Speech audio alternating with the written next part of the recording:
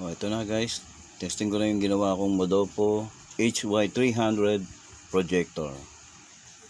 Power switch na natin, on. Ayan, nag blue na siya. So ayan na, testing natin. Patayin natin ang ilaw.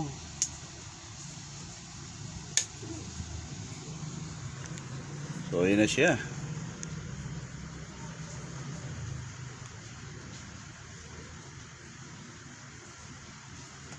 Loading na po.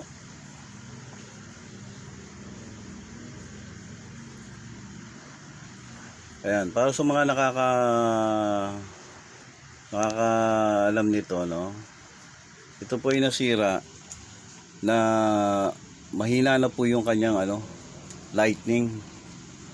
So, pag unang bukas mo maliwanag lang konti, tapos pahina siya ng pahina hanggang sa mawala na. So, ayan.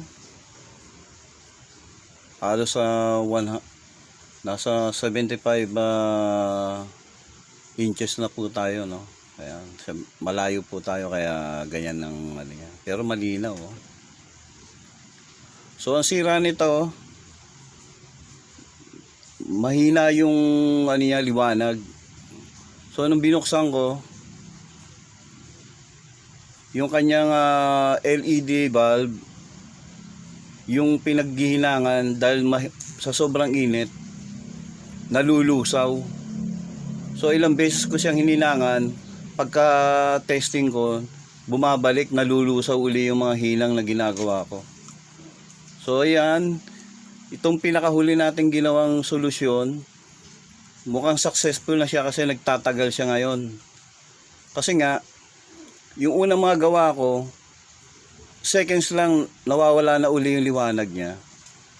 Kasi nga yung pinaghinangan ko na ng LED bulb niya, sa sobrang init nalulusaw po yung yung kanyang pinaghinangan. So natatanggal yung hinang. Kaya ito, gumawa ako ng paraan, makikita nyo sa mga post ko kung paano ko siya ginawa ng paraan na ito matagal na hindi na wawala. So ibig sabihin, yung pagkalusaw nung yun talaga yung sanhi nung problema. So ayan na. Successful na po tayo. Ayan. So buksan na po natin yung ilaw.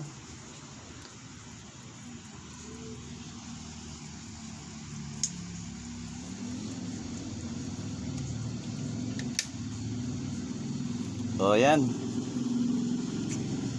Good na po.